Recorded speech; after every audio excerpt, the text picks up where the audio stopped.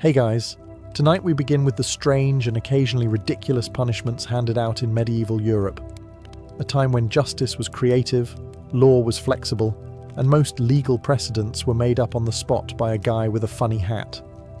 So before you get comfortable, take a moment to like the video and subscribe, but only if you genuinely enjoy what I do here. And let me know in the comments where you're tuning in from, and what time it is for you. It's always fascinating to see who's joining us from around the world. Now dim the lights, maybe turn on a fan for that soft background hum, and let's ease into tonight's journey together. If you think your worst hangover story is bad, imagine it ending with you stuck inside a beer barrel while your neighbours laugh and throw turnips at you. Welcome to medieval Europe's drunkard's cloak, the one fashion statement guaranteed to ruin both your dignity and your posture. Here's how it worked. You got drunk. And not the charming singing songs with friends kind of drunk. More like trying to wrestle a church bell drunk. Maybe you serenaded the town fountain. Maybe you fell asleep face down in a pigsty. Whatever your personal masterpiece of bad judgment was, the local authorities decided you needed to learn a lesson. That lesson came in the form of a large wooden barrel with holes cut in it. One for your head, two for your arms. You were shoved inside and suddenly you weren't a person anymore. You were a walking keg of shame. And then came the parade. Picture it. You, waddling awkwardly through cobbled streets, every step accompanied by the squeak of wood and the faint aroma of whatever that barrel held last. Could be wine, could be salted fish. The point was to make you memorable, and they succeeded. People followed you, jeering and tossing vegetable scraps. The local gossip got fresh material, the children learned the valuable lesson that adults can be idiots, and you learned that oak is surprisingly heavy. In some German towns, they called it the barrel pillory, and used it not just for drunks, but also for petty thieves and compulsive gossipers. It was the medieval version of wearing a sign that says, "I made bad choices," only heavier and harder to wash. And here's the thing, this was considered merciful. No one was breaking bones, branding skin, or dunking you in a river. You just had to endure a slow, humiliating shuffle while looking like the world's saddest wine cask. In the hierarchy of medieval justice, that's practically a spa day. Still, you had to ask yourself, was the night worth it? The answer, given the look on the average drunkard's cloak victim's face, was always the same: a deep, silent regret, and maybe a sudden craving for water. If the drunkard's cloak was medieval Europe's walk of shame, the cucking stool was its sit and splash version. This was the punishment for scolds, a term that covered women accused of nagging, gossiping, or just generally being inconvenient to men in positions of authority. In other words, your crime could range from starting an actual riot to pointing out that the baker's bread was stale. The setup was simple. A sturdy wooden chair, sometimes just a crude bench, was attached to the end of a long beam or suspended above water. You were strapped into it, paraded through the streets so the crowd could work up some enthusiasm, and then dunked. And not just once. You'd be plunged into a river, pond, or whatever water source the town had handy. Some were lucky enough to be dunked in relatively clean water. Others got the local sewage channel. If you think that's bad, remember, this was before antibiotics.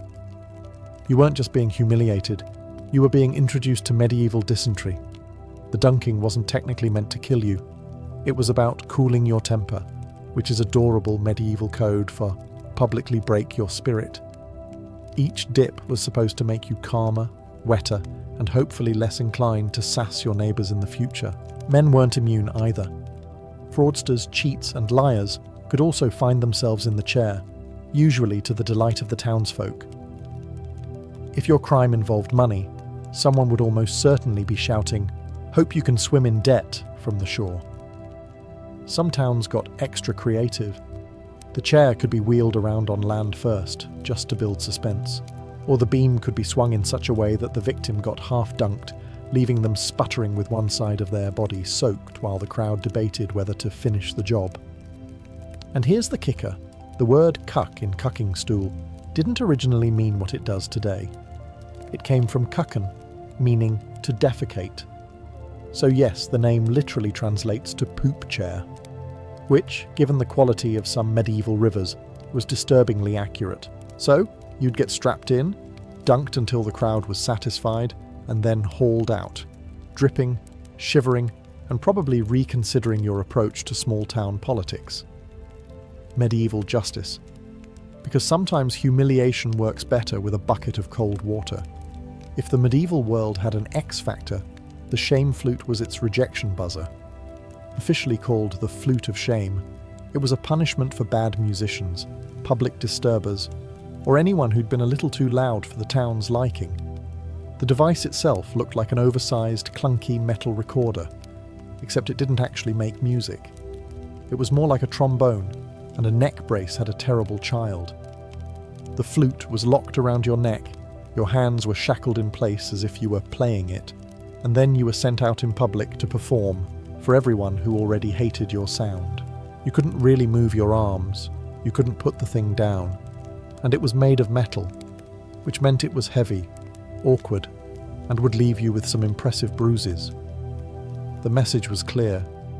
You've annoyed us enough. Now we'll annoy you back. This wasn't just for musicians who made ears bleed. In some towns, they used the shame flute for people accused of drunken shouting, spreading rumours, or just making too much noise after curfew.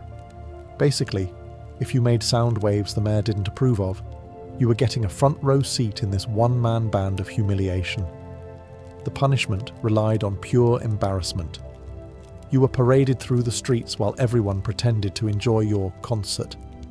Children pointed, drunks laughed, and people made sarcastic requests like, "Play the one about the miller's daughter." Even the local dogs seemed to judge you. If you tried to talk, your voice echoed awkwardly inside the tube, making you sound even more ridiculous. And if you thought you could play something decent to redeem yourself, think again. The flute wasn't built to work. It was essentially a mute prop, the medieval equivalent of handing a terrible chef a plastic spatula and telling him to cook for the crowd. The whole thing could last for hours, depending on the severity of your noise crime. When it was finally over, you'd walk home with a sore neck, aching arms, and the knowledge that for the rest of your life, you'd be that guy with the fake flute. Medieval moral of the story? Don't play your lute badly. Or worse, your bagpipes. The townsfolk might just give you a new instrument you'll never forget. If medieval Europe had a customer service department, the Branks bridle would have been their mute button.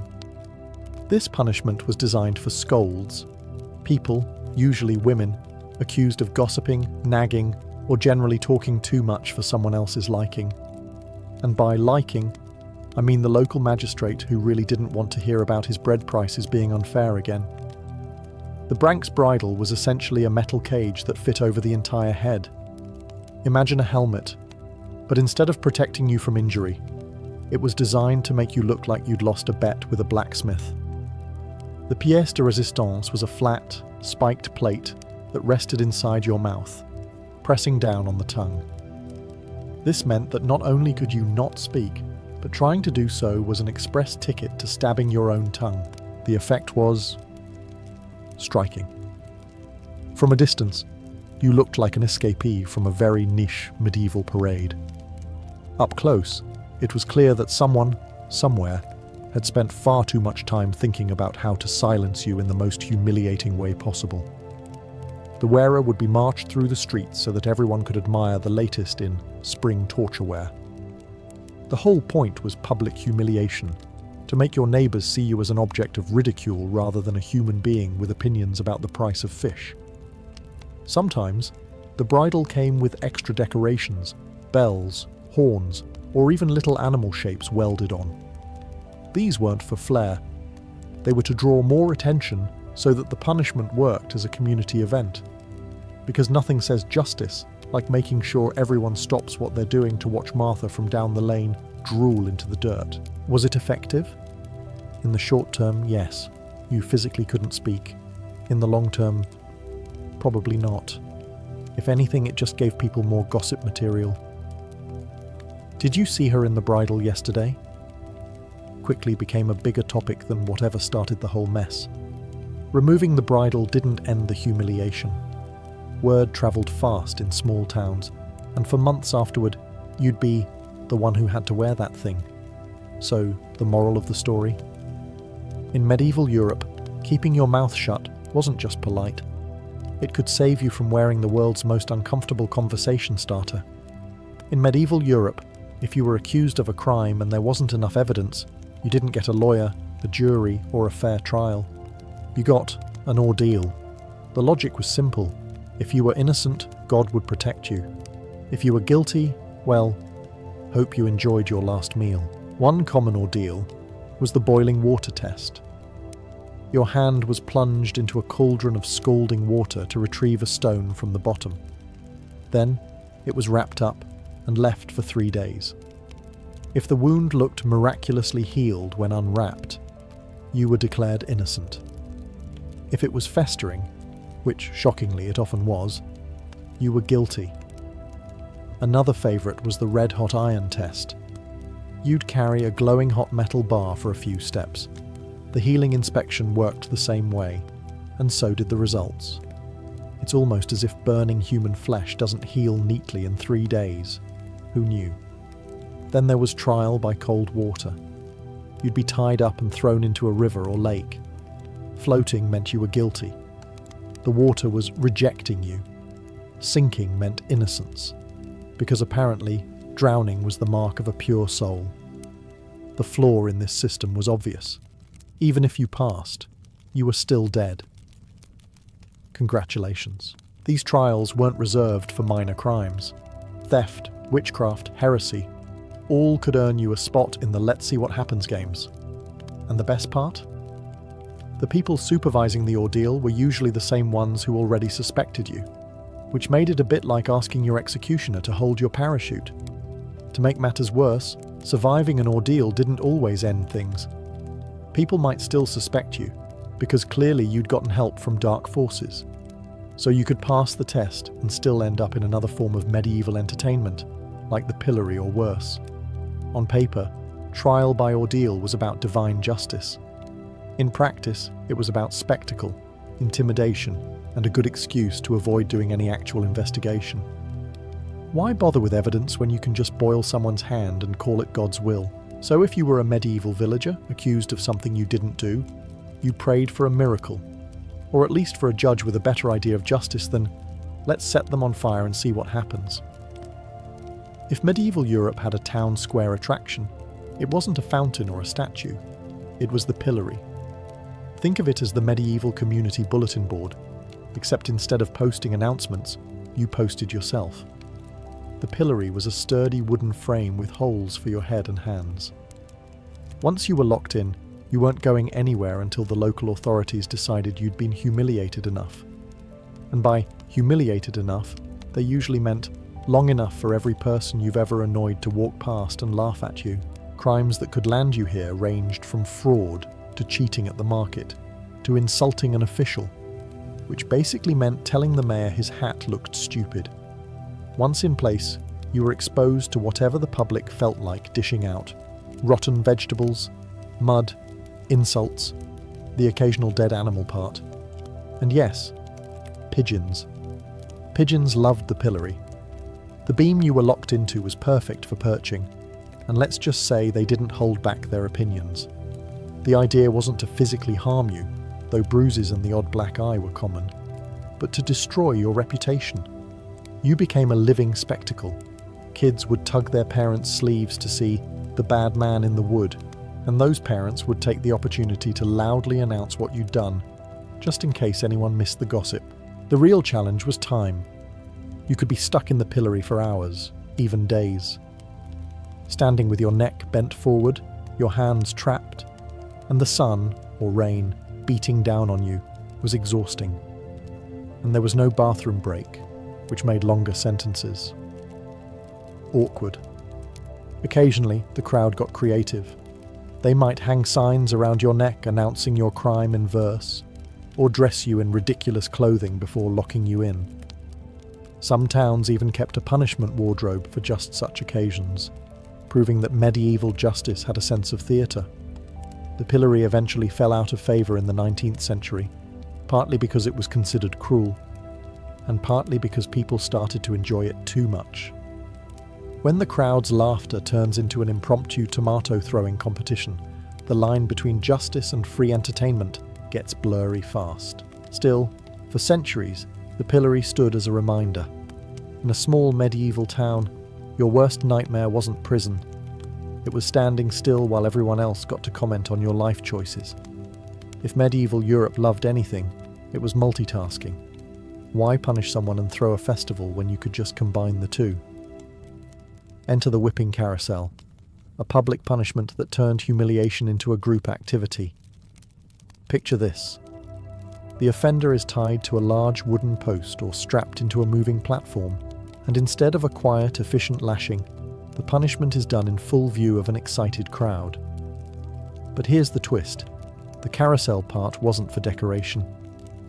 The device actually spun, slowly turning the victim so everyone in the square could get a good look, like a very sad rotisserie chicken. This served two purposes. Equal viewing angles, because justice demanded that no villager be robbed of their turn to stare and jeer. Efficient whipping. As the offender rotated, the appointed lash wielder didn't even have to move much. Just stand there and let the person come to you, which frankly is a level of workplace convenience rare in the Middle Ages. Crimes that could earn you a ride on the whipping carousel ranged from theft and fraud to public blasphemy. Or, in some places, just being on the losing side of local politics. And while it was definitely painful, the humiliation was the real point. Your neighbours didn't just hear about your crime. They saw your grimacing, spinning face as you took each lash. Of course, the crowd played their part. They'd cheer, boo, and sometimes throw things between rotations. It wasn't enough for you to be punished. You had to be entertaining. And nothing says fun Saturday outing like bringing the kids to see Uncle Gerard get spun and smacked because he tried to cheat the miller. The length of the punishment varied. A minor theft might get you a few turns. A bigger offence could see you spinning until you were dizzy, sore, and wondering if repentance also came with motion sickness. Eventually, devices like this faded out, replaced by more civilized forms of justice. Though some towns probably missed the sheer community spirit of watching someone go around like a medieval game show prize. If there's one takeaway here, it's this. In medieval Europe, your shame wasn't private. It was rotated, displayed, and given full audience participation. If you've ever sat on an uncomfortable chair, multiply that by 100, add public humiliation, and you've got the medieval wooden donkey. The donkey wasn't an actual animal, though that would have been both kinder and more entertaining. It was a long, narrow wooden beam with a sharp, angled top, basically a torture device disguised as furniture. Offenders were forced to sit astride it, legs hanging on either side, as if riding a horse. If that horse was carved from misery and designed by someone who hated you personally. To make things worse, the victim was often weighted down. Heavy stones or iron weights were tied to their feet, increasing the pressure on a spot that nature did not design for prolonged sitting. And because medieval Europe was all about presentation, the whole setup was usually in the middle of a busy square. You didn't suffer alone.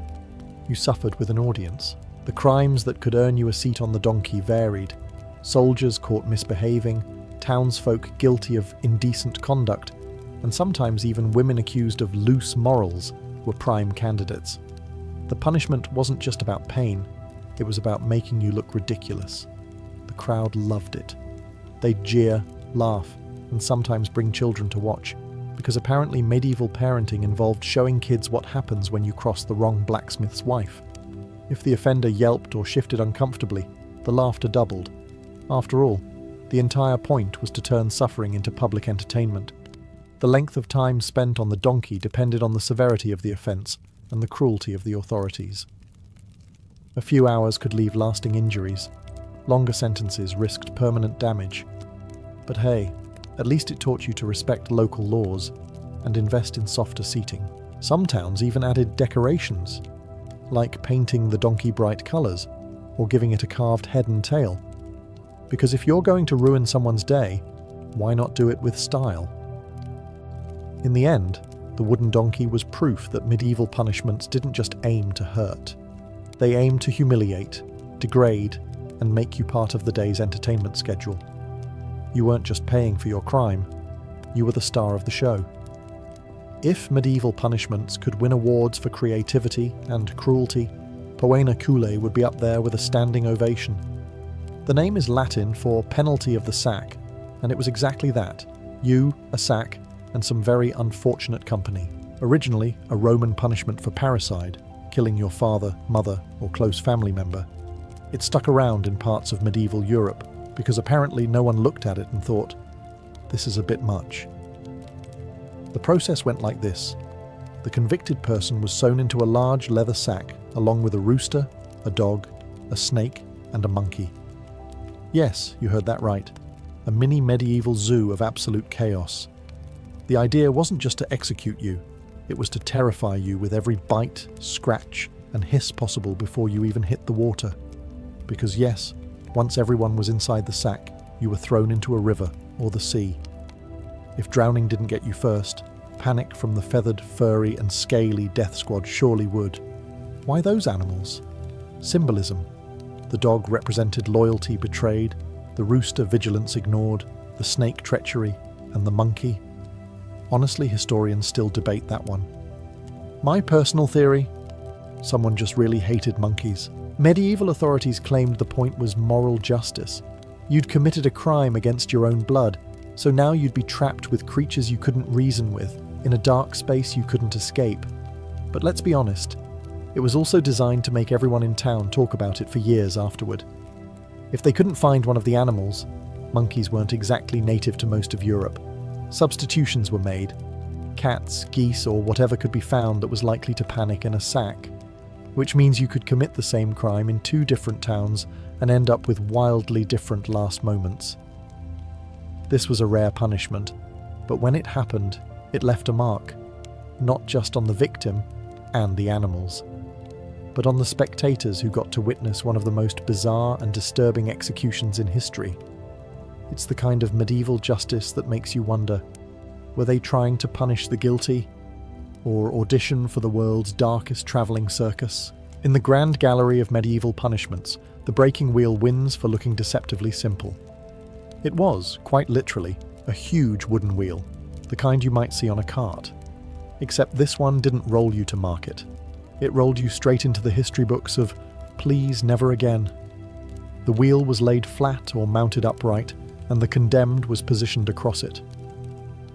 The real magic of this device was its public setting, smack in the middle of a square or open field, because if there was one thing medieval Europe loved, it was turning justice into a neighbourhood event. Depending on the crime, the punishment could involve a series of strikes meant to, well, let's just say disable the offender's ability to move for the rest of their life. For a more merciful version, some were tied to the wheel and displayed without further injury, left for hours or days to let shame, weather, and hunger do the work. Why use a wheel? Practicality. It was sturdy, easy to rotate for public viewing, and had the added effect of making the condemned look like part of some strange medieval art installation.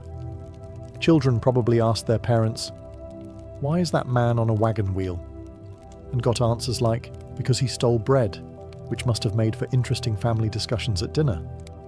The breaking wheel was meant for big crimes, serious theft, rebellion, and other acts the authorities wanted to make examples of.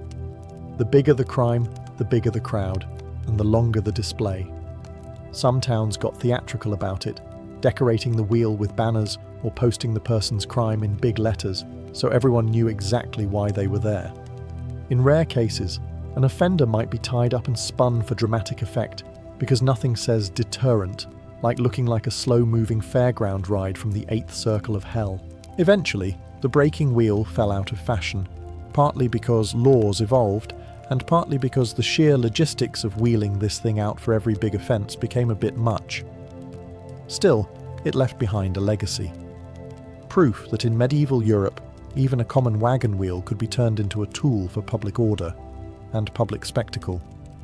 If the pillory was medieval Europe's way of making you stand still for your public shame, Whipping at the cart's tail was the opposite. It brought the punishment to the people. Think of it as the delivery service of humiliation. Here's how it worked. The offender was tied to the back of a cart and whipped as it was driven slowly through the streets. Not in some hidden alley. No, right down the main thoroughfare where every neighbour, friend and distant cousin could get a good look. If you were lucky, the cart moved at a walking pace. If you weren't, it was a brisk trot, which meant you got the added joy of stumbling to keep up while tied to a moving vehicle. The crimes for this mobile justice varied. Petty theft, public disorder, slander, and general annoying the wrong official could all earn you a ticket to this travelling embarrassment. The goal wasn't just to punish you physically, it was to make sure everyone saw it happen. A stationary humiliation could only reach so many people. This way, the authorities could tour you like a cautionary tale on wheels. The crowd participation was, of course, encouraged. People would jeer, throw whatever was on hand, vegetable scraps, mud, or the occasional insult so creative it probably deserved its own award. The punishment wasn't over until the cart had made its full route, which might loop through the busiest parts of town multiple times. The cart itself wasn't decorated. This wasn't a parade float. But the driver played an important role. They set the pace, and a too cheerful driver could make your life significantly worse by hitting every bump in the road. Medieval cobblestones were not known for their smooth ride. Despite its simplicity, whipping at the cart's tail had staying power. It was cheap, required no special equipment beyond a cart and some rope, and guaranteed maximum exposure for your misdeeds. If a warning to the public was the aim, this was as efficient as it got. Eventually, it faded out as justice systems became less about public theatre and more about closed-door decisions. But for centuries, if you saw a cart rolling slowly through town with someone tied to it, you knew the show was about to start. In the fashion world, some accessories say elegance, others say rebellion, and the iron collar said, "I've made a terrible life choice." This wasn't jewellery in the usual sense. The iron collar was a thick metal ring locked around the offender's neck, often with a chain attaching it to a post or wall. In some cases, the chain was short, keeping you in one spot like a very sad lawn ornament.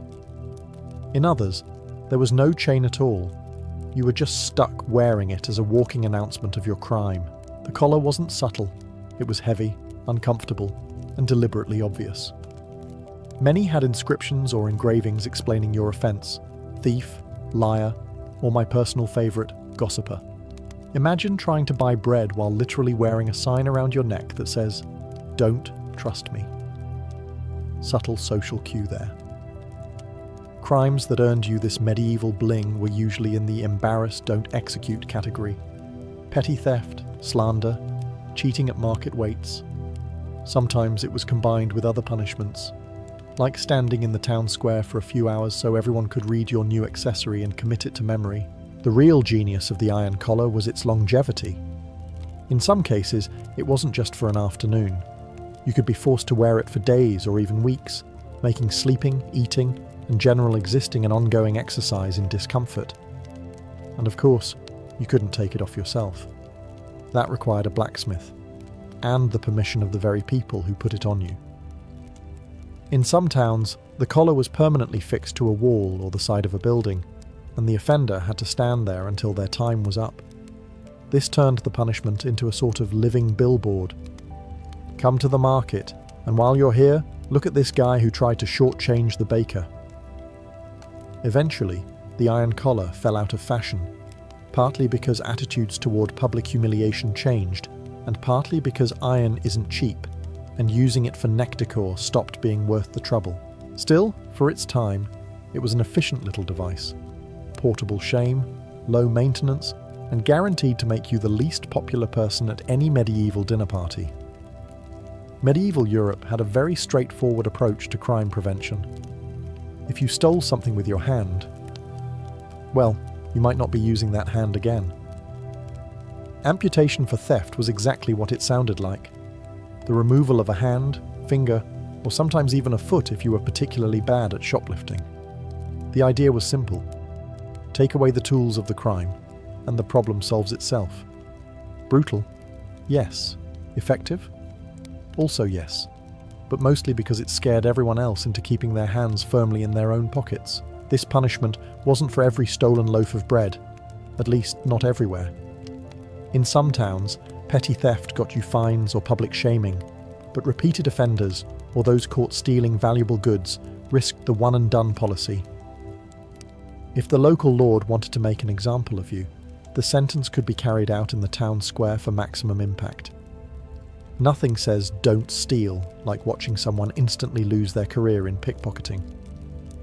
The execution of the sentence, pun fully intended, varied. Some used an axe, others a sword, and in rare cases a chisel and mallet. Because why not add carpentry vibes to your legal system? Officials often had a specialist carry it out, not just to ensure it was done cleanly, but because nobody wanted to explain to their spouse why they were covered in blood after market day. Of course, the punishment was as much about social consequences as physical ones. Losing a hand in a society built on manual labour didn't just limit your job prospects, it marked you for life. Everyone could see what you'd done, and even if you claimed it was an accident with a millstone, people probably weren't buying it. There's also the deterrent factor. A thief might have skill, stealth, and charm, but it's hard to pick a pocket with one hand, and harder still when everyone in town knows exactly why you have one hand.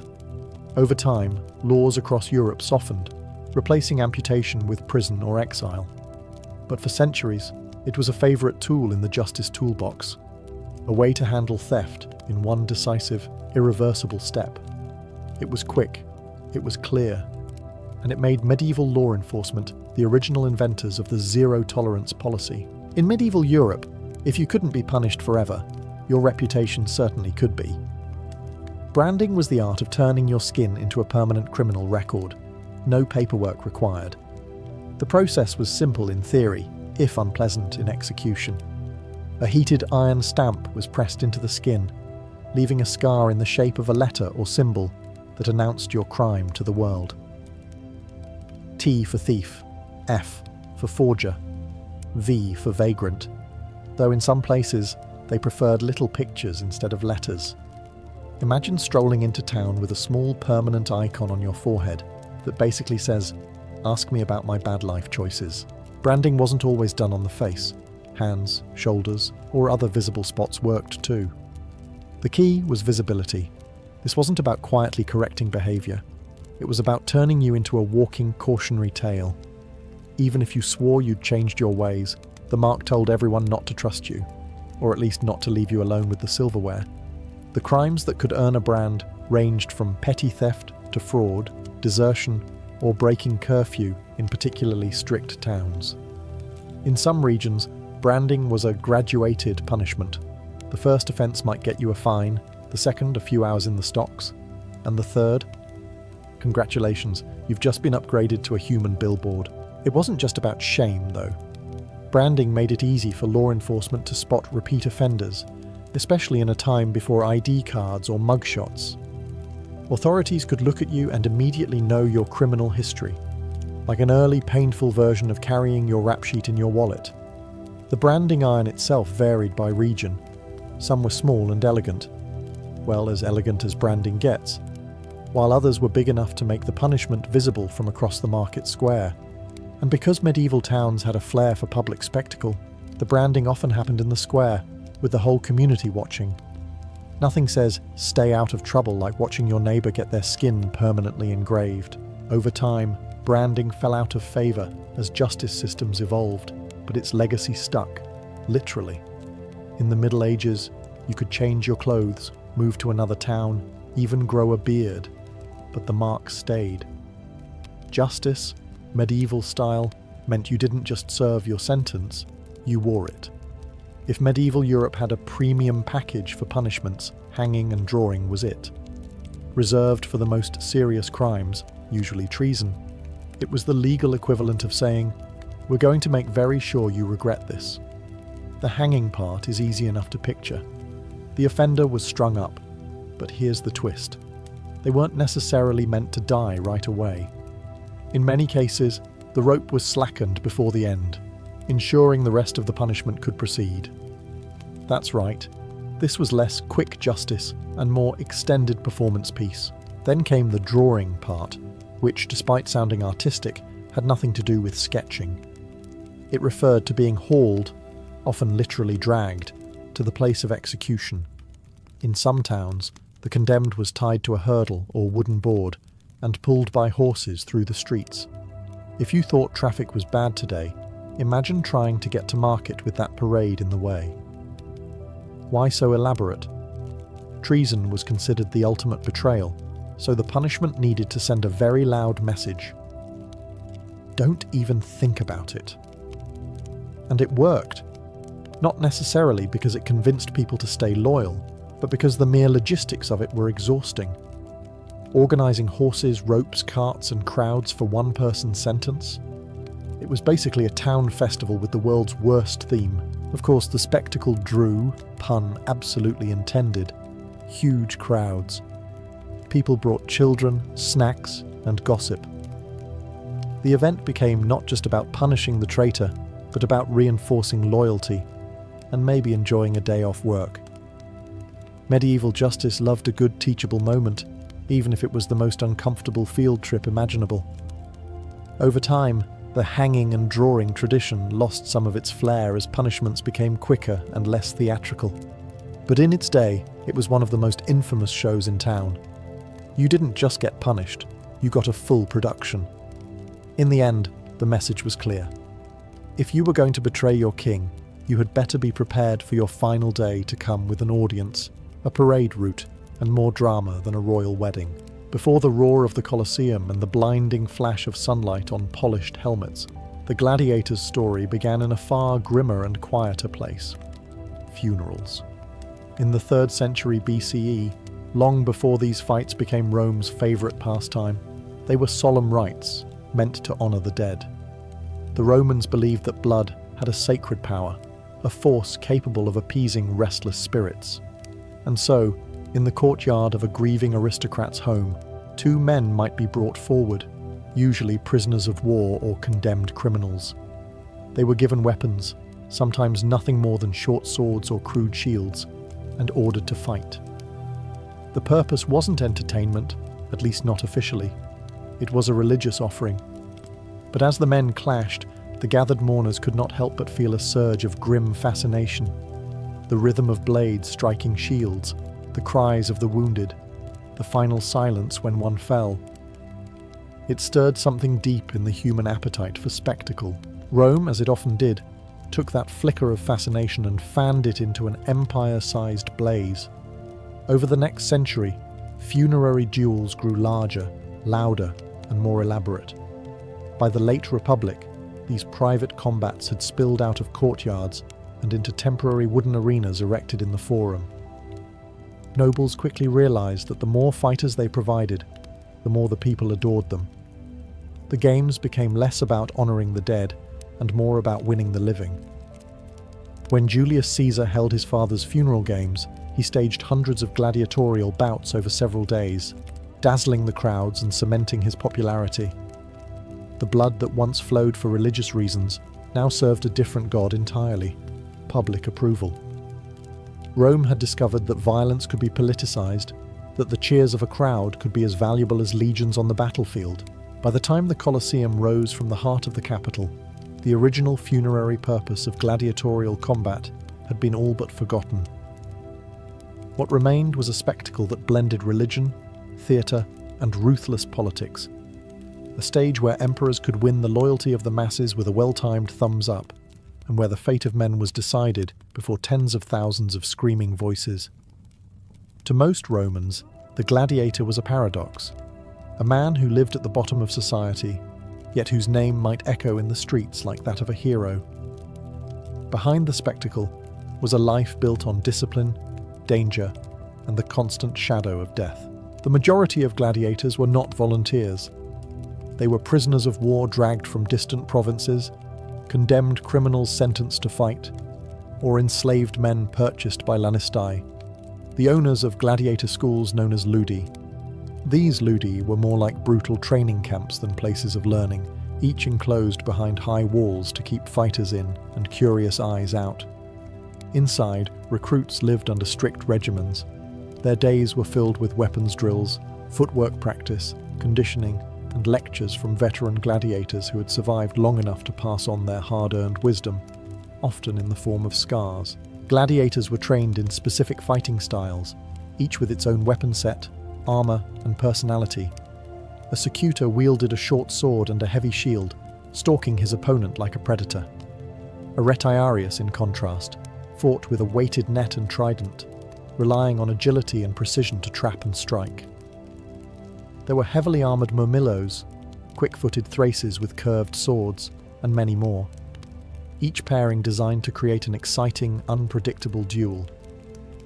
The matchups were as much about theatre as they were about skill. Life in the ludus was harsh, but not without strange perks. Gladiators were fed better than many common labourers, given high-energy diets of barley porridge, beans, and dried fruit to build muscle. Medical care, surprisingly advanced for the time, kept fighters patched up and ready for the next bout. And while they were slaves, the most successful could earn not only fame, but also rudies, a wooden sword symbolizing freedom. Despite the chains of their status, gladiators became objects of fascination, even desire. Their physical strength, defiance of death, and constant presence in the public eye turned them into a strange form of celebrity. Some Romans cheered their favorites as if they were modern sports stars, collecting mosaics or graffiti of their likenesses. Others whispered about scandalous affairs between gladiators and noblewomen, dangerous liaisons that could ruin reputations, but seemed irresistible to those drawn to the aura of the arena. Behind every cheer from the stands, though, was the unspoken truth. A gladiator's fame lasted only as long as his luck in the arena. And luck, in Rome, was as fickle as the emperor's thumb. To the Roman people, the arena was not just a killing ground. It was the empire's grandest theatre, and the gladiators were its actors. The largest and most famous stage of all was, of course, the Colosseum, a colossal structure of stone and engineering genius that could swallow more than 50,000 spectators and still have room for vendors selling wine, honeyed nuts, and roasted chickpeas. From the moment a spectator entered, the experience was carefully designed to stir emotion. Trumpets blared, brightly painted banners fluttered. The sand of the arena gleamed under the sun, ready to drink in blood. For many Romans, this was the heart of civic life, a place where rich and poor, senator and slave, could sit shoulder to shoulder, united in the thrill of the spectacle. But nothing in the arena was accidental. Every fight, every pairing of styles, every animal released from the underground cages was chosen to create tension and drama. A nimble retiarius might be matched against a heavily armoured secutor, forcing the audience to wonder, would agility outmaneuver brute force? Would the underdog snare the predator? The best bouts told a story, complete with moments of suspense, reversal, and triumph, or tragedy. Gladiatorial games were usually part of a larger munus, a day-long festival of blood sport. The morning might open with beast hunts, venaciones, featuring exotic animals from the far reaches of the empire, lions from Africa, bears from the Alps, leopards from Anatolia.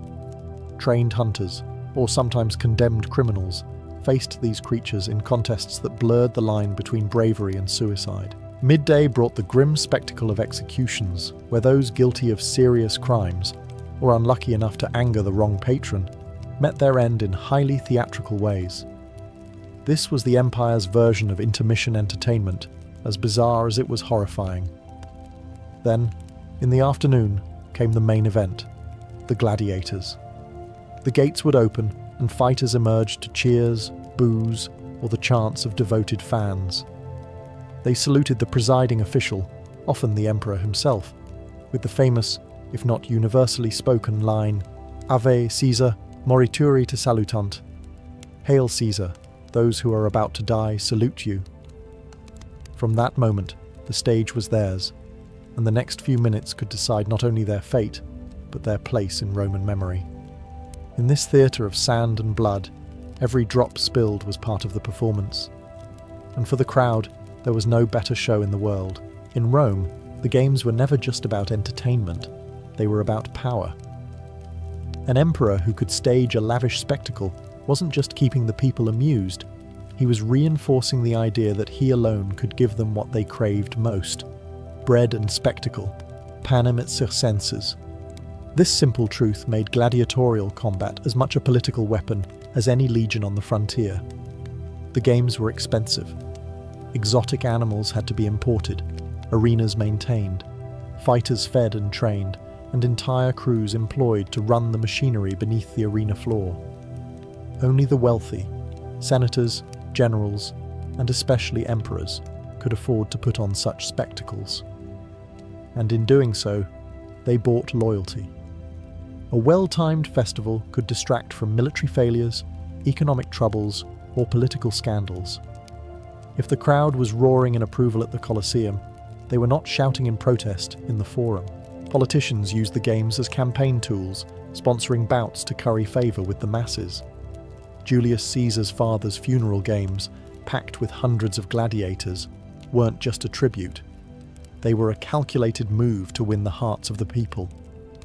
Later, emperors like Augustus refined the art, using the arena to project an image of moral authority, control, and generosity. Yet the political blade of the games could cut both ways. A poorly organized spectacle or stingy display could turn the crowd hostile. In a city where public opinion was dangerously volatile, the cheers of the arena could turn to jeers in an instant. Emperor Commodus learned this in his own bizarre fashion. He often fought in the arena himself, a move meant to connect with the people but which instead eroded his imperial dignity in the eyes of the Senate. Still, the crowd loved the novelty, proving that in Rome, public favour often outweighed elite disapproval. The games also acted as a stage for imperial propaganda. Victories in war could be reenacted in miniature, with captured enemies forced to fight or die before the crowd. Exotic animals symbolised the reach of the empire.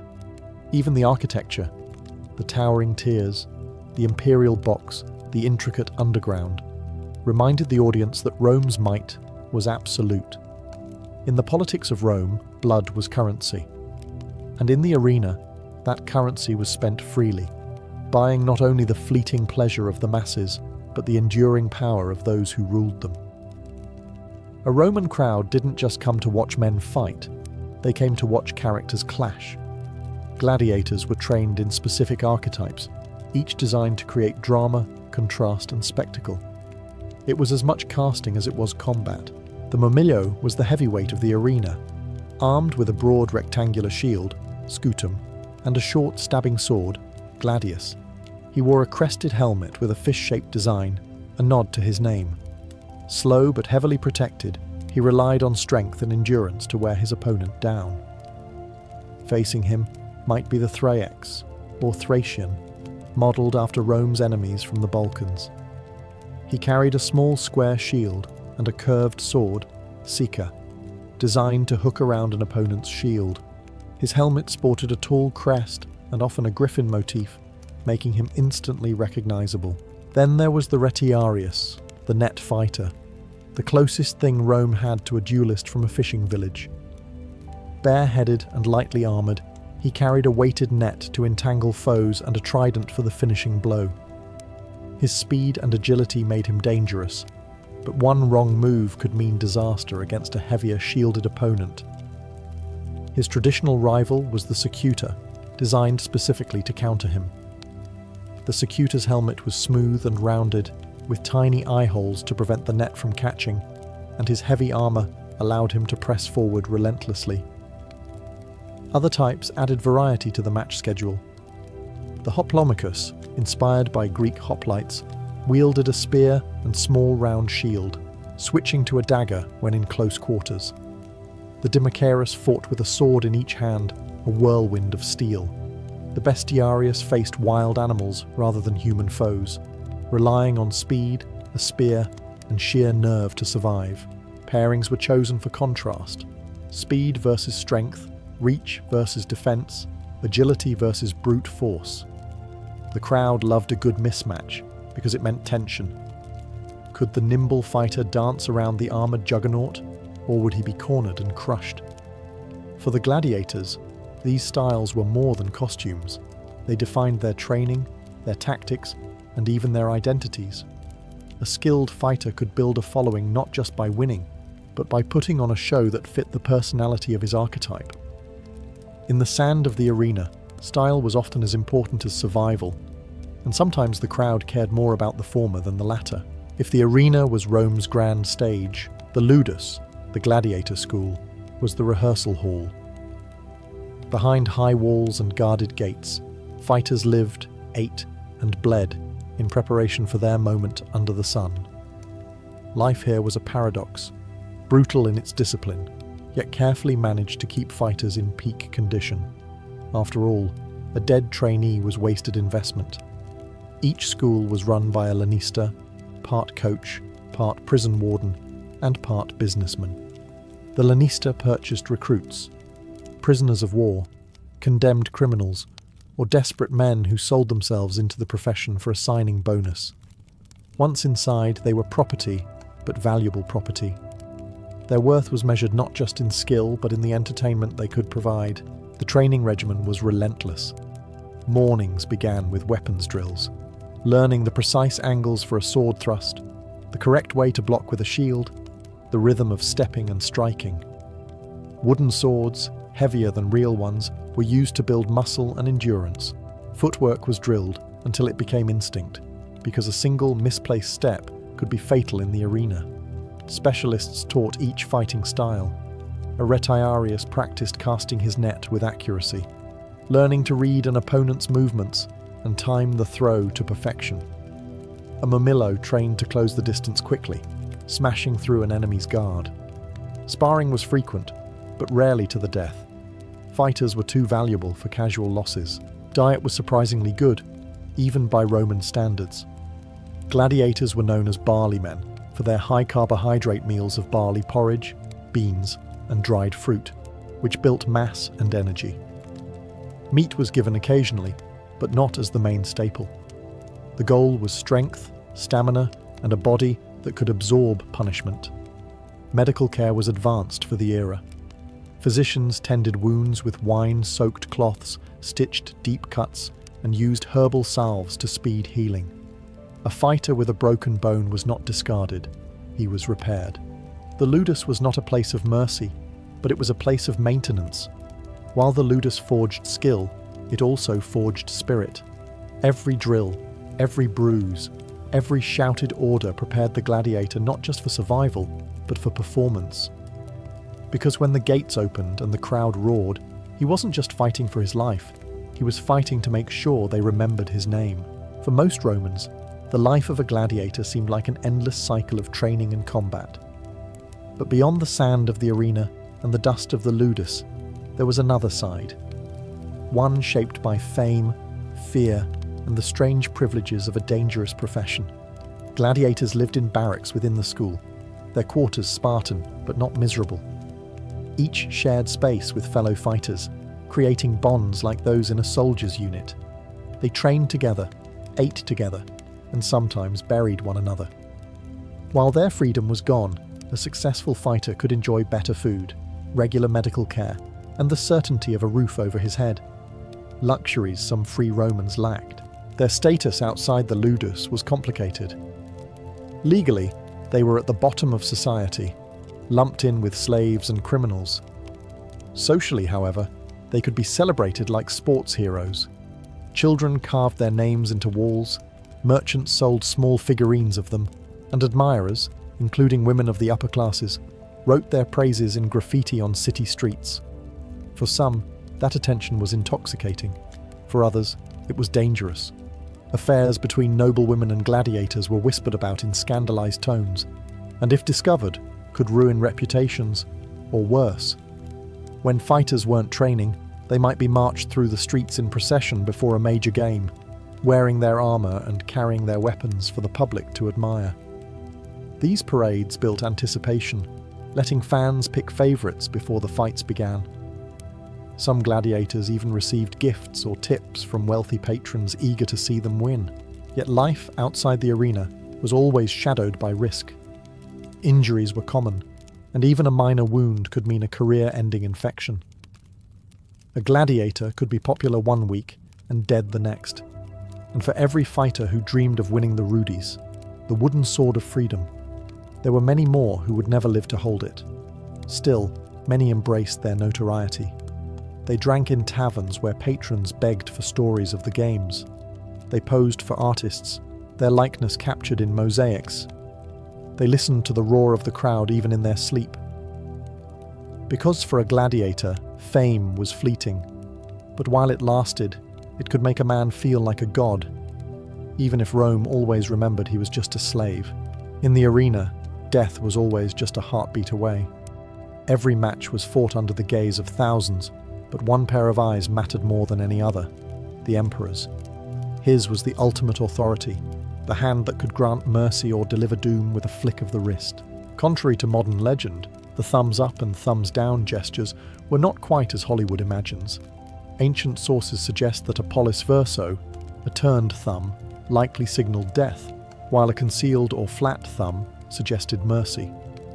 The actual gestures varied, but the principle was the same. The fate of a defeated gladiator rested on the will of the crowd and the ruler presiding over the games. When a gladiator fell, the victor stood over him, weapon poised, awaiting the decision. The crowd roared its opinion, shouting for missio, release, if the fighter had shown bravery, or demanding death if he had fought poorly or was already disgraced.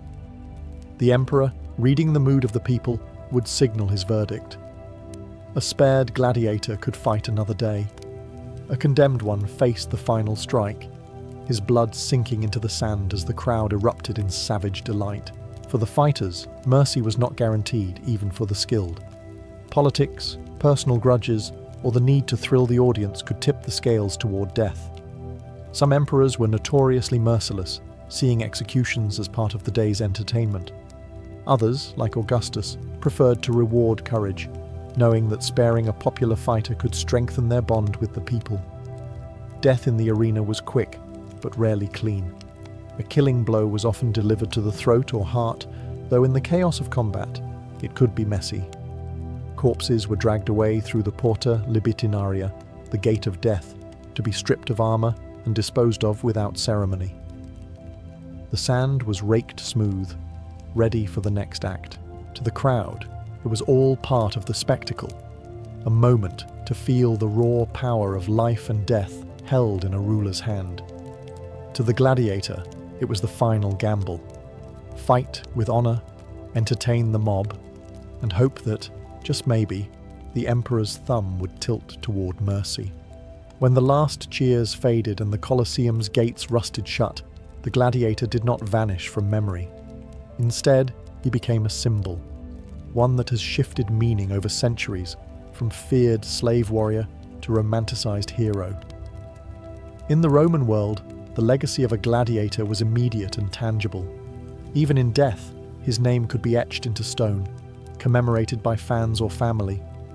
Mosaics and frescoes immortalized famous bouts, while poets and chroniclers wrote of fighters whose courage made them legends. For the masses, these men embodied ideals of bravery, endurance, and skill, even if they had entered the arena in chains. When the games finally ended in the 5th century CE, due to a combination of Christian moral opposition, economic strain, and the crumbling of imperial power, the gladiator's image began to change. No longer a living profession, he became a figure of history, myth, and, eventually, entertainment. Medieval storytellers transformed him into a chivalric knight in disguise. Renaissance scholars saw him as a link to Rome's grandeur. By the modern era, artists and filmmakers turned him into a symbol of resistance against tyranny, a rebel standing defiant in the face of overwhelming odds. The fascination has never really died. Museums display gladiator helmets, swords, and armor, their dents and scratches telling silent stories of survival and defeat. Historians reconstruct the training routines, diets, and fighting styles, trying to understand what it took to stand in that sand. And every time a film or television series depicts the arena, audiences still lean forward, caught up in the same tension that gripped Romans 2,000 years ago. Who will live? Who will die? And what will the crowd decide? Yet the legacy is not just in popular culture, it's also in language. The word gladiator still conjures the image of someone who fights, often against the odds, whether in politics, sports, or personal battles. The sand of the arena has long since turned to dust, but the idea of a lone fighter standing before a roaring crowd remains one of history's most enduring images. In the end, the gladiator's true victory was not measured in matches won or enemies slain, but in the fact that his story still survives.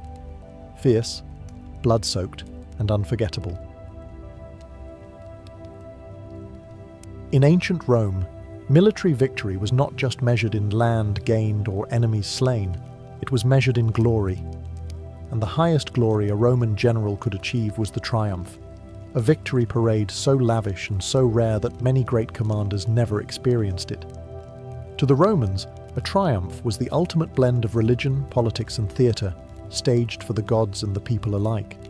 But the triumph was not granted lightly. The Senate guarded the honour as jealously as the gods guarded Olympus.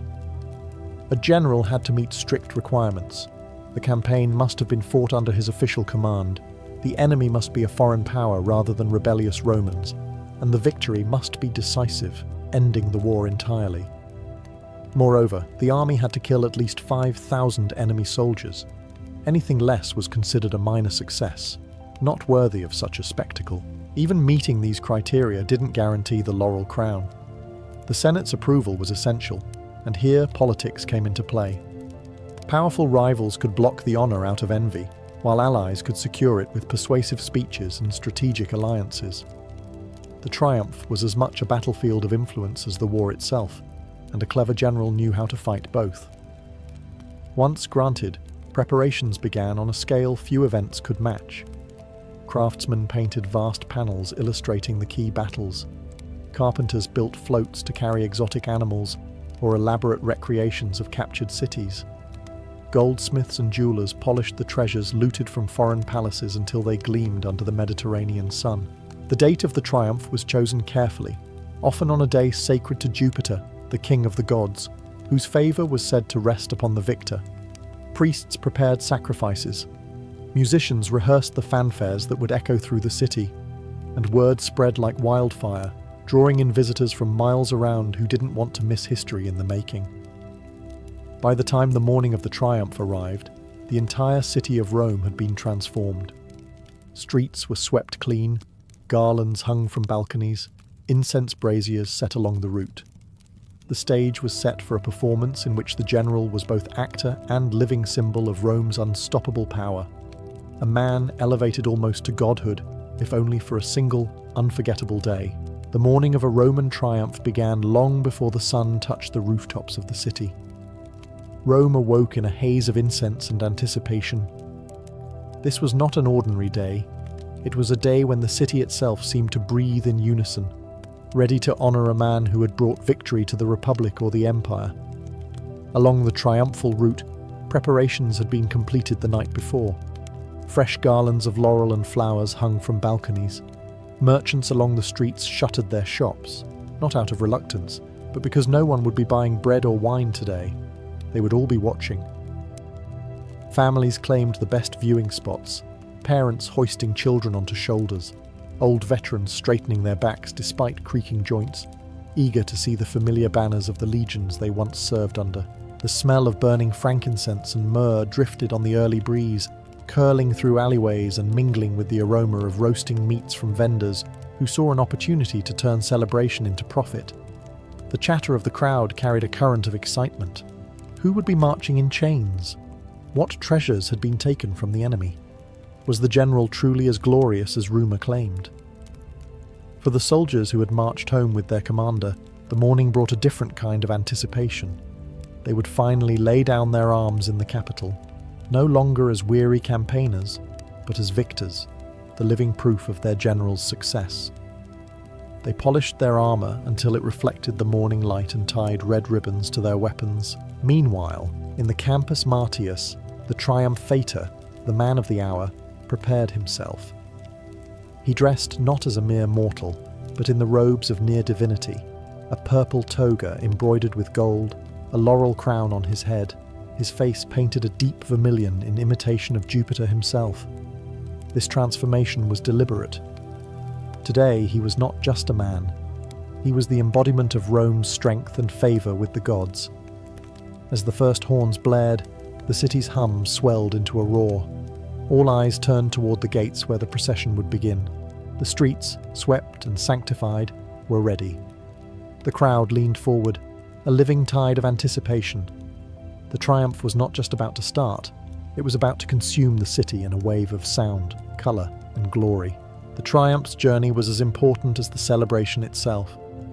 It wasn't simply a march through the city. It was a sacred path, carefully chosen to transform the general's victory into a gift for the gods and a story for the people. The procession began at the Campus Martius, the Field of Mars, where Rome's armies traditionally mustered before going to war. Here, the triumphator gathered his troops, the spoils, and the prisoners of war. With the blare of trumpets, the column began to move, crossing into the city proper through the Porta Triumphalis. A gate opened only for these rare occasions, as if even the walls of Rome bowed to admit the victors. From there, the route wound through the city's beating heart. It passed along the Via Sacra, the Sacred Way, the most prestigious street in Rome. Every inch of it was lined with spectators, the air thick with the scent of incense and the sound of flutes, drums, and cheering voices. At certain points, priests joined the parade, chanting prayers and scattering flowers, reminding everyone that this was not just politics, but an offering to Jupiter himself. As the procession advanced, it passed by the Forum Romanum, the political centre of the city. Here, senators and magistrates watched from their marble platforms, their presence lending a formal stamp of approval to the celebration. The steps of the basilicas and temples overflowed with citizens, each straining to glimpse the treasures, the captives, and the man whose name would be remembered in the annals of Rome. Every stop along the way had symbolic weight. Passing the temples was a nod to the gods, a silent acknowledgement that without divine favour, no Roman army could prevail. Crossing the Forum was a reminder to the people and the Senate alike that Rome's political and military glory were inseparable. The route's final and most dramatic ascent was the climb to the Capitoline Hill, the spiritual high ground of Rome. There, at the temple of Jupiter Optimus Maximus, the triumph would reach its climax. The general's march was not merely to the temple. It was toward immortality in the eyes of his people and his gods.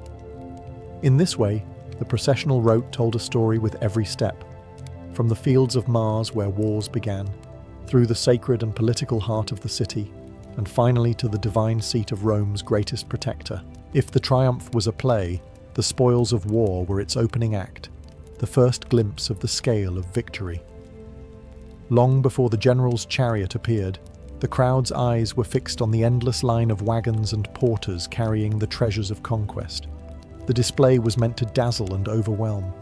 Great chests of gold and silver gleamed in the sun, their lids thrown open so all could see the coins, cups, and jewelry piled inside.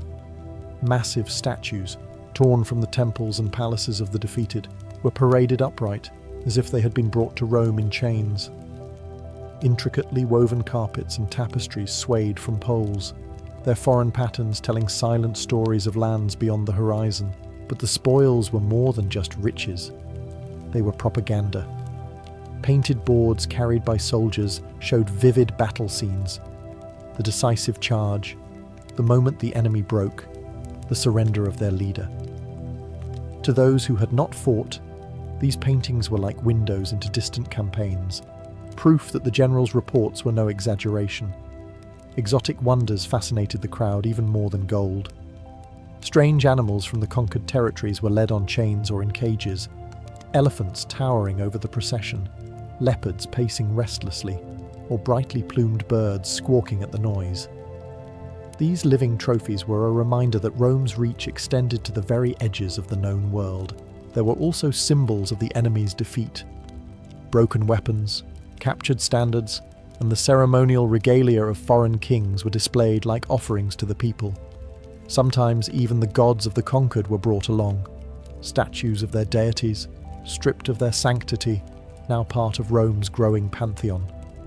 It was a message that Rome's gods were stronger, Rome's armies unstoppable. As the wagons rolled past, the crowd roared its approval. Children pointed at glittering treasures. Old veterans nodded in respect at the banners taken from once mighty foes. Every chest of gold and every carved idol told the same story. Rome had not just defeated an enemy, it had absorbed their wealth, their culture, and their pride.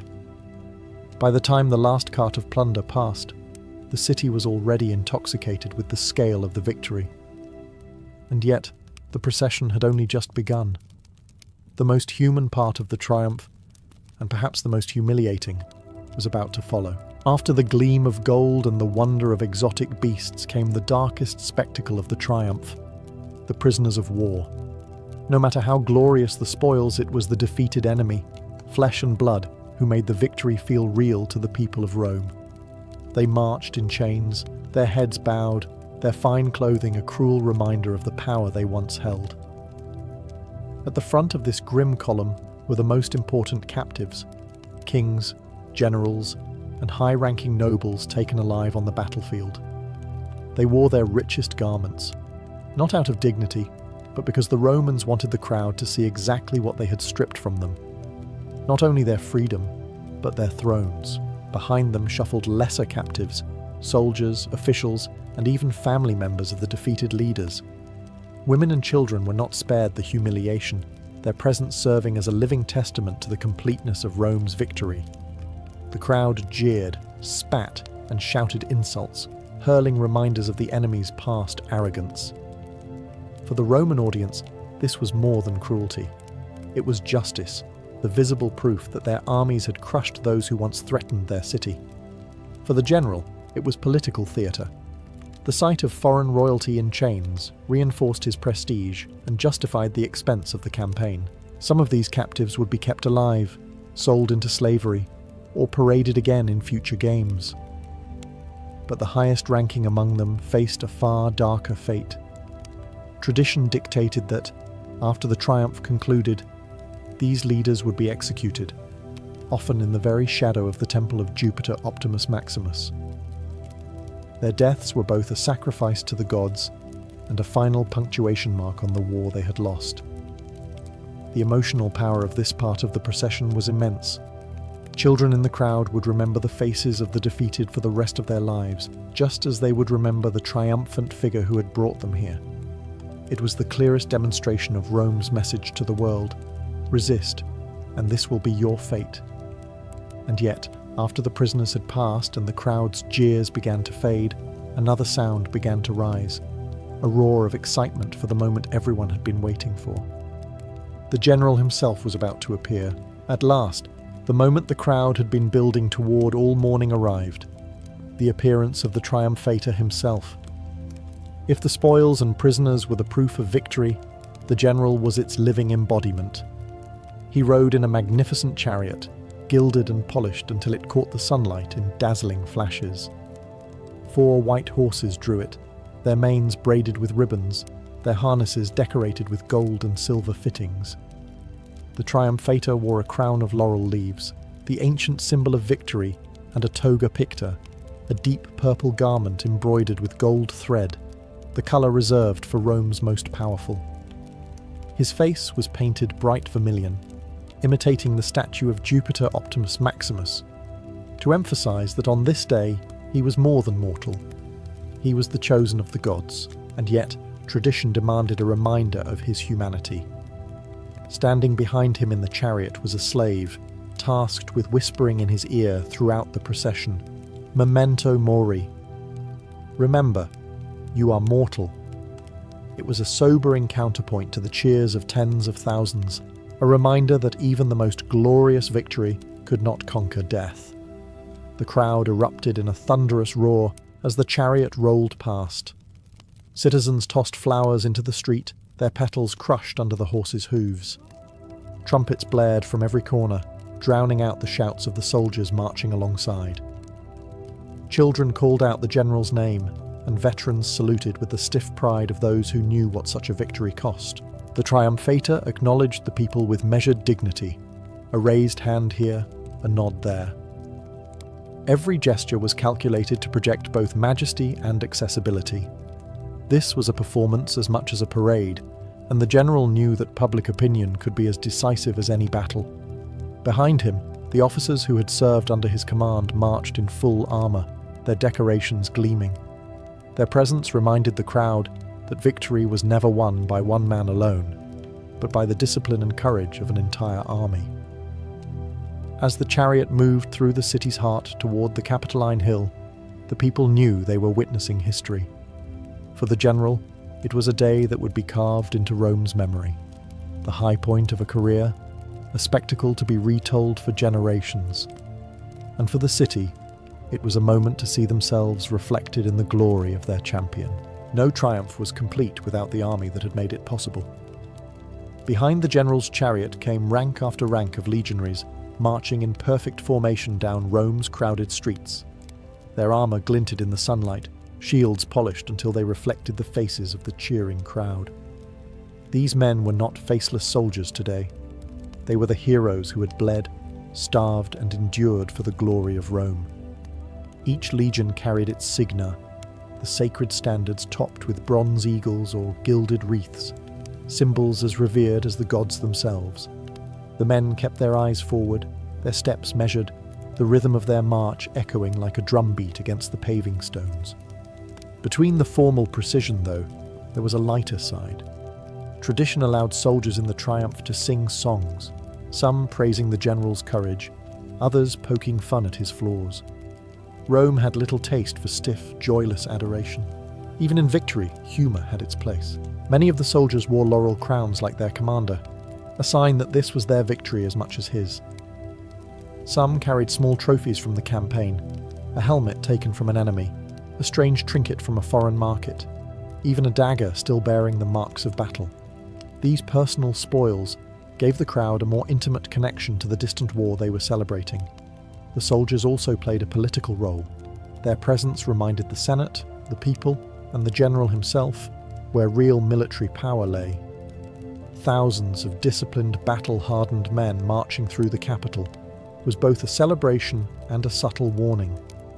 The army's loyalty could raise a man to the heights of honor or drag him down to ruin. For the men themselves, the triumph was more than just a parade. It was their moment to bask in the admiration of the city they had fought to protect. Many would retire soon after, rewarded with land or money.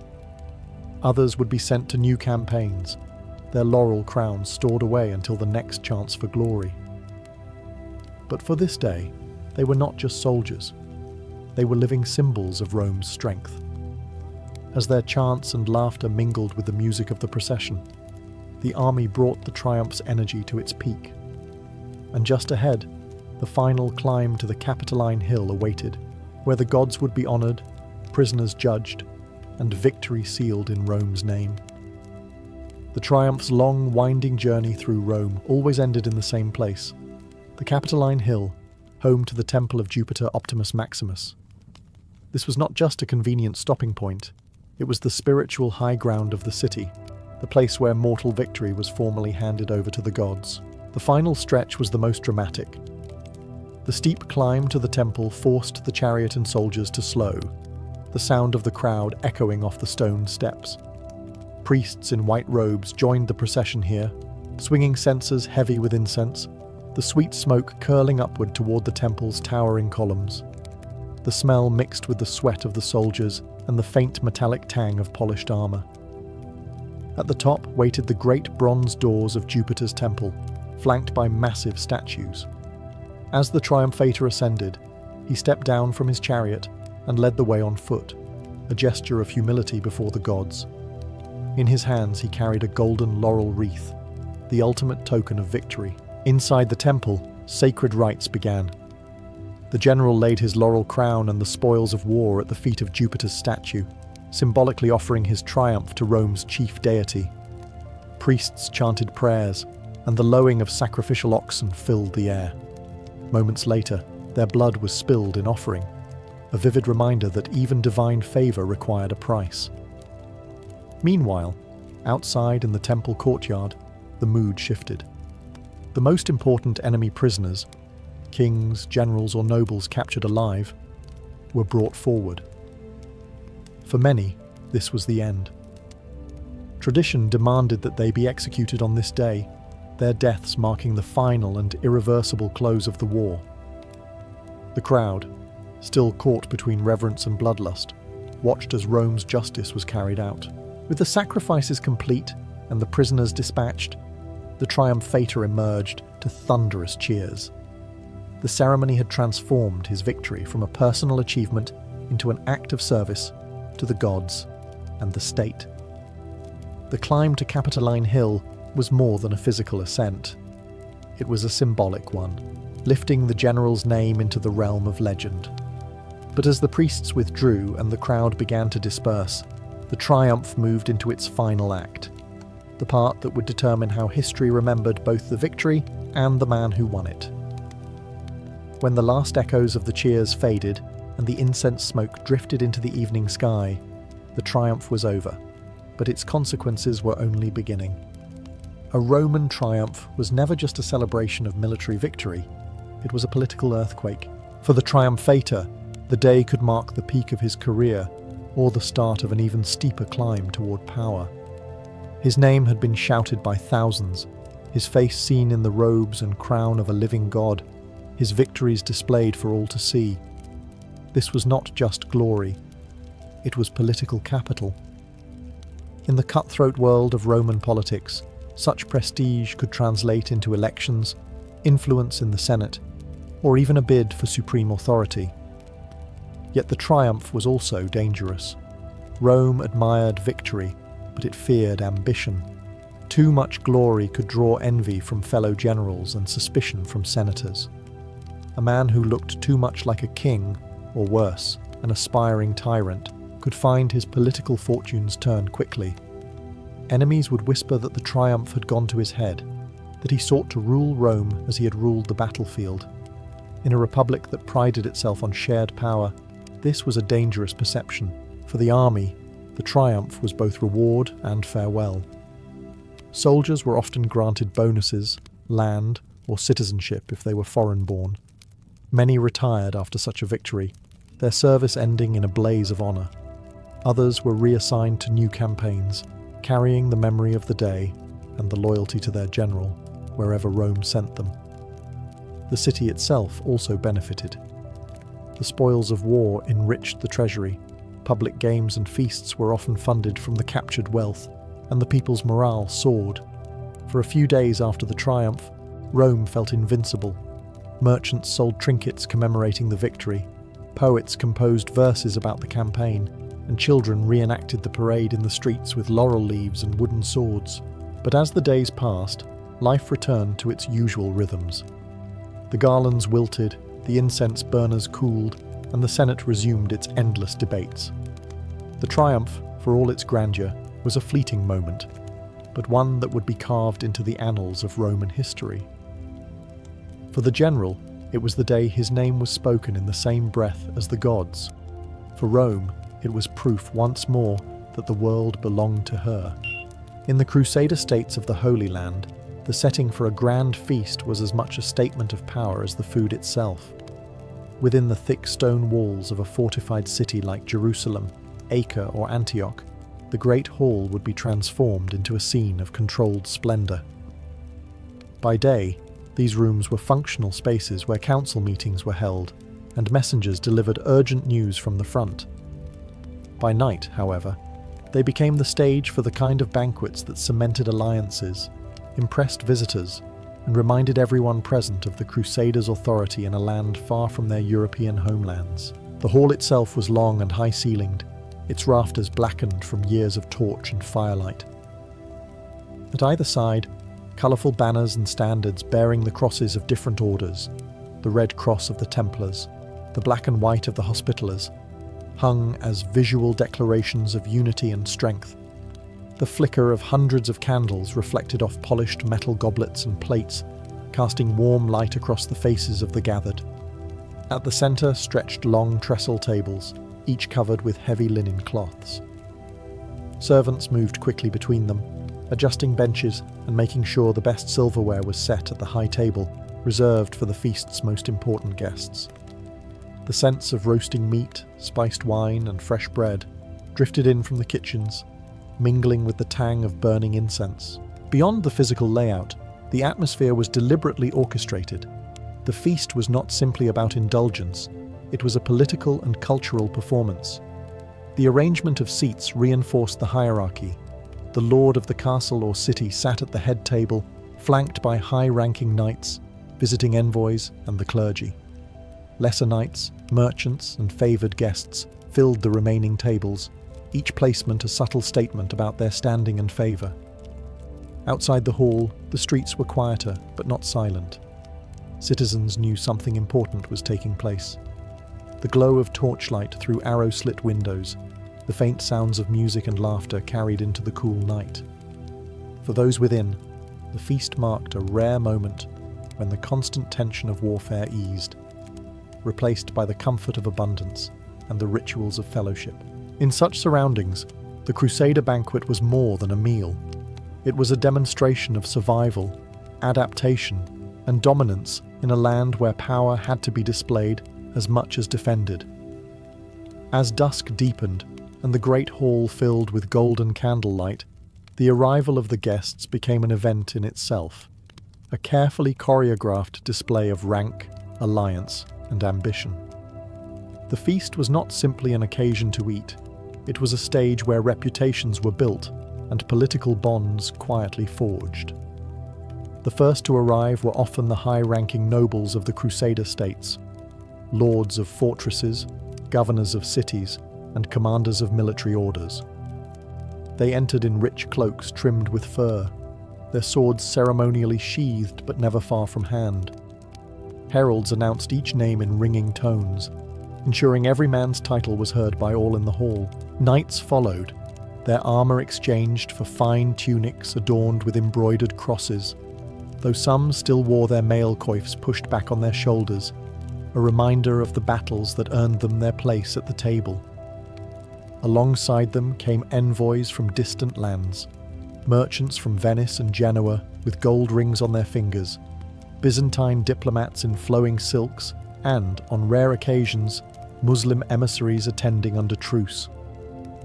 Their presence at a Crusader banquet was a subtle yet powerful sign that even amidst religious war, diplomacy had its place.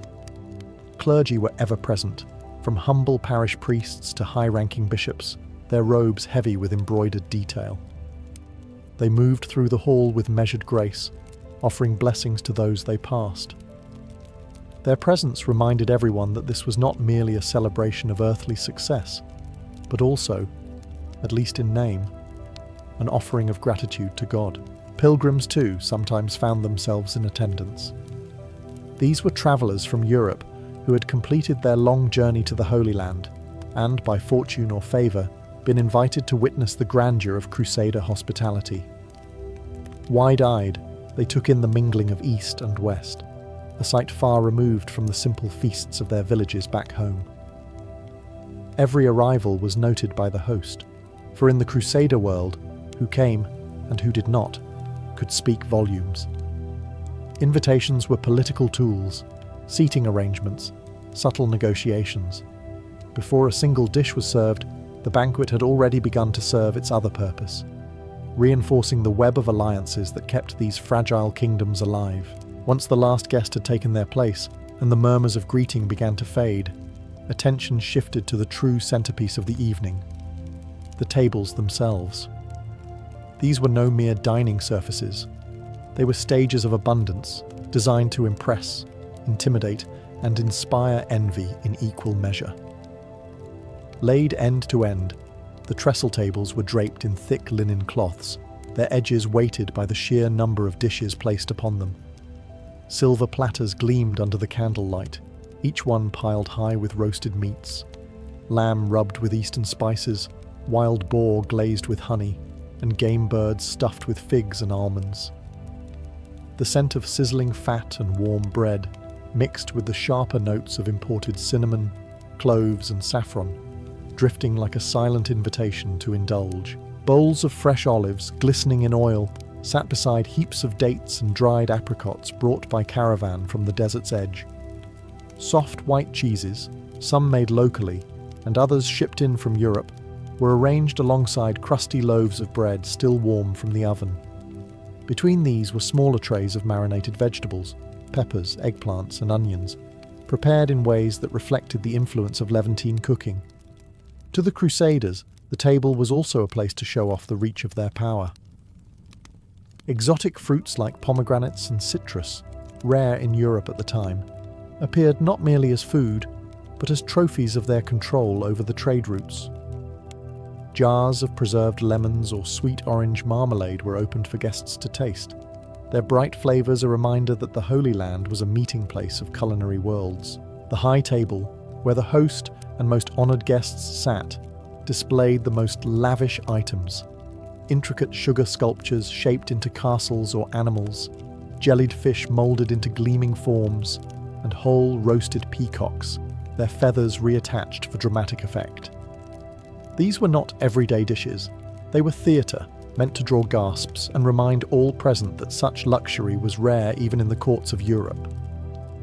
From the far end of the hall to the Lord's seat, the tables told a silent story, one of wealth drawn from two continents, of war and trade intertwined, and of a culture that expressed victory not only on the battlefield, but in the very act of dining. If the Crusader feast was a symphony, the spices were its music, subtle at times, bold at others, transforming familiar dishes into something entirely new. In the Holy Land, Crusaders found themselves at a crossroads of trade, where caravans from Arabia, Persia and India brought flavours that most Europeans had never even heard of. From the east came cinnamon sticks dark as mahogany, cloves as sharp as a blade on the tongue, and fragrant nutmeg that could perfume an entire dish with a single shaving. Saffron, worth its weight in gold, tinted broths and rice a rich golden hue. Black pepper, once rare in Europe, could be used with a freer hand here, its heat cutting through the fattiness of roasted meats. Yet the Crusaders did not abandon the flavours of their homelands. Rosemary sprigs from Mediterranean gardens, thyme and sage from European herb plots, and parsley from monastery gardens found their way into nearly every dish. These familiar herbs anchored the meal in a taste of home, even as Eastern flavours layered themselves over the top. The kitchens of the Crusader states became laboratories of fusion cuisine. A lamb stew might simmer with both thyme and cinnamon, creating a fragrance both comforting and exotic. Roasted chicken could be basted with honey and lemon, a pairing known in the Levant, but a revelation to Western palates. Even humble grains like barley and rice took on new life when boiled in spiced broths instead of plain water. Spices were not just culinary tools, they were political currency. Their presence at a feast signalled wealth, control of trade, and connections with merchants across continents. A noble who could season generously was making a public statement. I have influence in both East and West. For many Crusaders, these flavours would follow them home. Returning knights and pilgrims carried not only relics and stories, but also recipes and spice samples, introducing Europe to tastes that would reshape its cuisine for centuries. In this way, the Crusader banquet was not just a celebration in the moment, it was the beginning of a culinary exchange that would outlast the kingdoms themselves. On these tables, rosemary met saffron, and garlic met cinnamon, blending worlds in every bite. And for those seated in the candlelit hall, each mouthful was a reminder that they stood at the very heart of a meeting place between two great culinary traditions. If the food at a Crusader feast was a display of power and culture, the drink was its lifeblood, fueling conversation, sealing alliances, and loosening tongues long into the night. In the Crusader states, the wine jug was as important as the sword, for hospitality without drink was unthinkable. The wine itself came from many sources. Ships from Europe carried casks of prized vintages, deep, robust reds from Bordeaux, delicate whites from the Rhineland, and the sweet wines of Cyprus or Crete. These imported bottles, expensive and limited, were reserved for the high table and the most honoured guests. Their arrival at the banquet was often met with murmurs of appreciation, as much for the wealth they represented as for their flavour. Yet the Holy Land had its own vineyards, many cultivated by monastic orders who knew the value of good wine for both liturgy and leisure. These local vintages, lighter and more fragrant, were often infused with spices like cinnamon or cloves, turning them into warming mulled wines ideal for evening feasts. In the hotter months, wine could be cooled with snow brought from Mount Lebanon, a luxury so costly that its mere presence was a statement of power.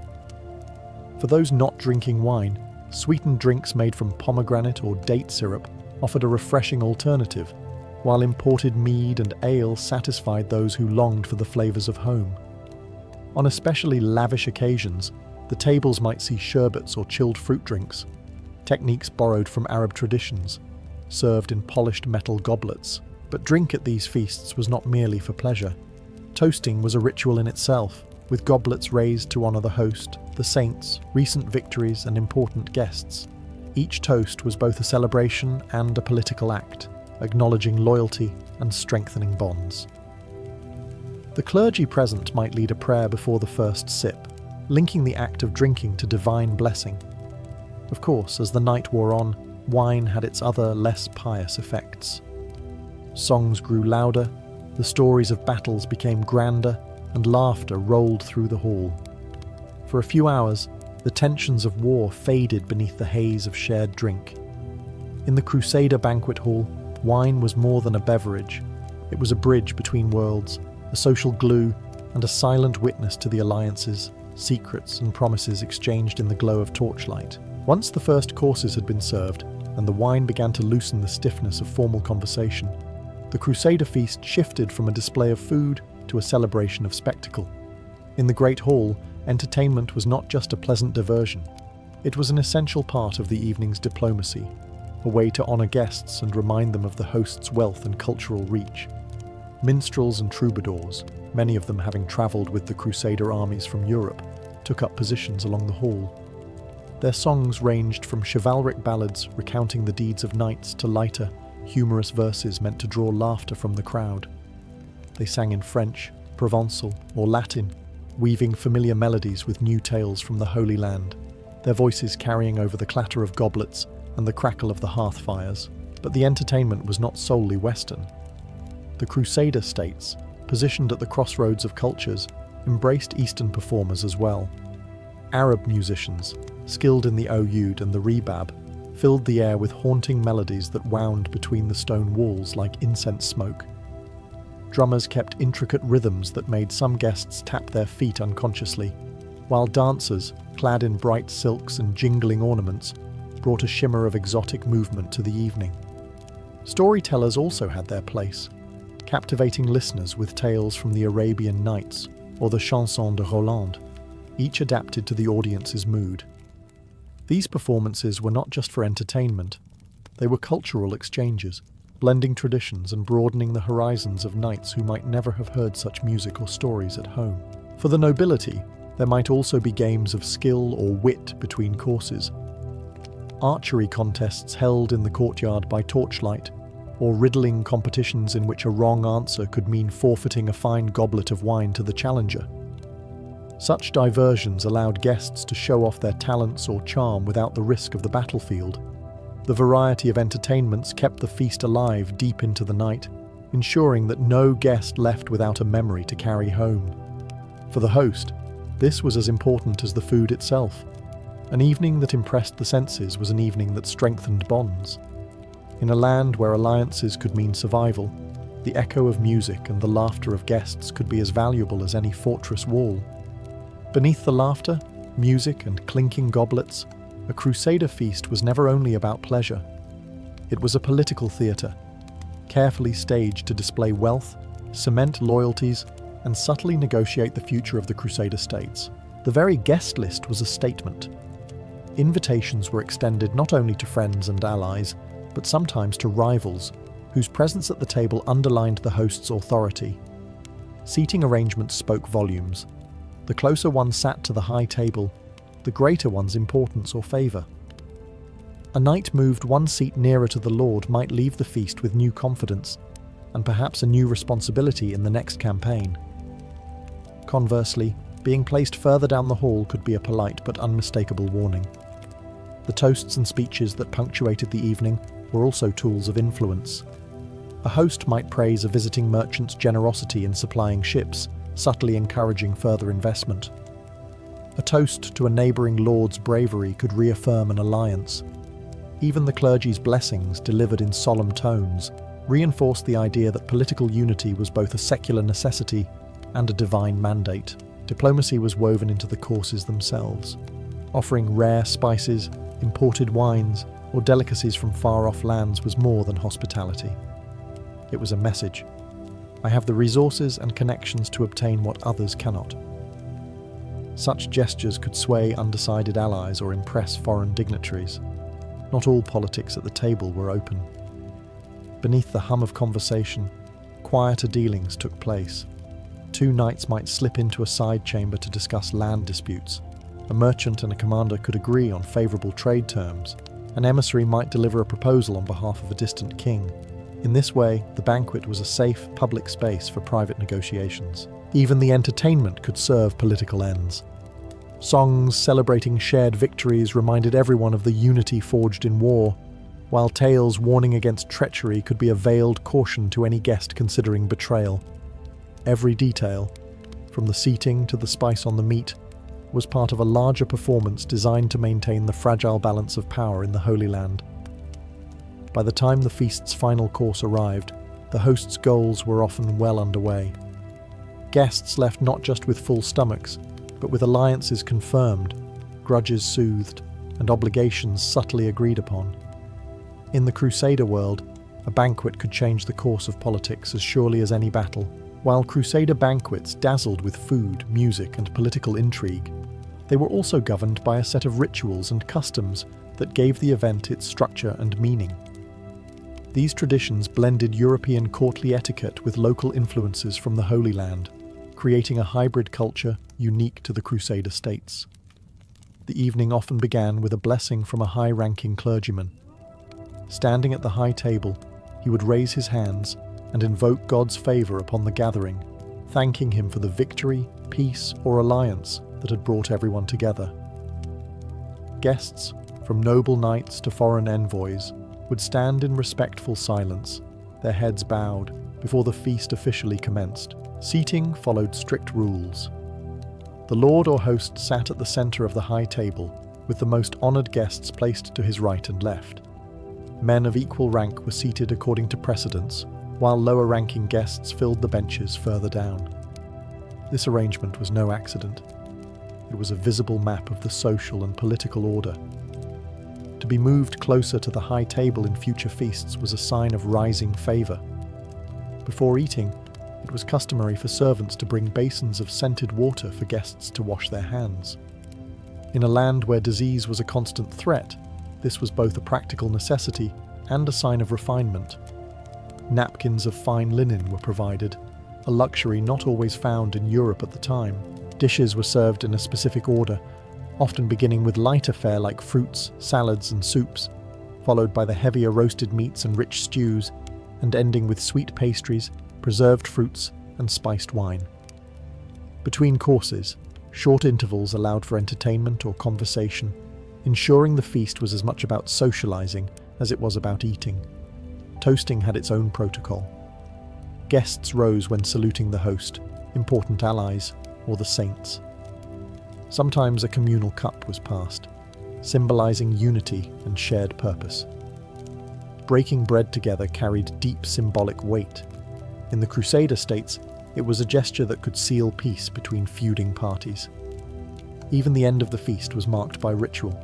The clergy would offer a closing prayer, and guests might be given small tokens, a pouch of spices, a sweetmeat, or a piece of fine cloth, as a reminder of the host's generosity. These customs elevated the banquet from mere indulgence to a carefully orchestrated act of cultural and political expression. When the Crusader states eventually fell and their castles became ruins, the banquets that had once filled their halls did not vanish entirely. Their influence lingered, carried home by knights, pilgrims, and merchants who had dined in the candlelit splendour of the Holy Land. The Crusader feast left a culinary and cultural legacy that stretched far beyond its original setting. Many returning crusaders brought with them a taste for the spices and flavors they had encountered.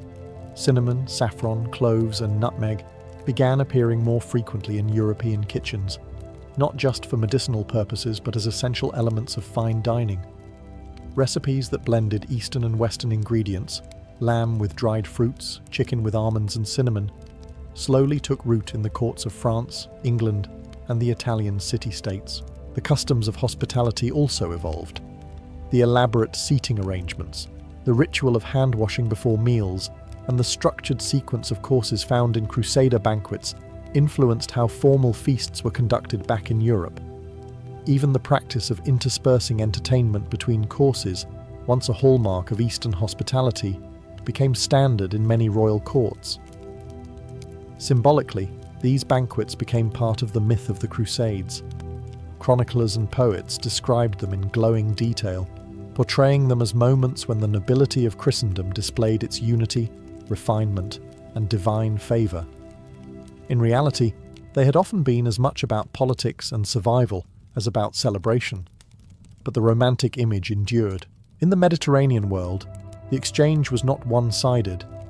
Eastern cooks, merchants, and entertainers who had served in Crusader households carried back Western tastes and techniques, adapting them into their own traditions. Over time, the blending of culinary ideas contributed to the rich and varied food culture that still defines the region today. Perhaps the greatest legacy of these feasts was their role as cultural bridges. At a time defined by conflict, the banquet table offered a rare space where people from opposing worlds could sit, talk, and even find common ground, if only for a night. In the laughter of guests, the shared breaking of bread, and the mingling of music from east and west, there was a fleeting glimpse of a different kind of unity. Though the Crusader castles now stand silent, their banquets live on in the traditions, recipes, and ceremonial dining customs of Europe and the Middle East, echoes of a time when feasts were as powerful as fortresses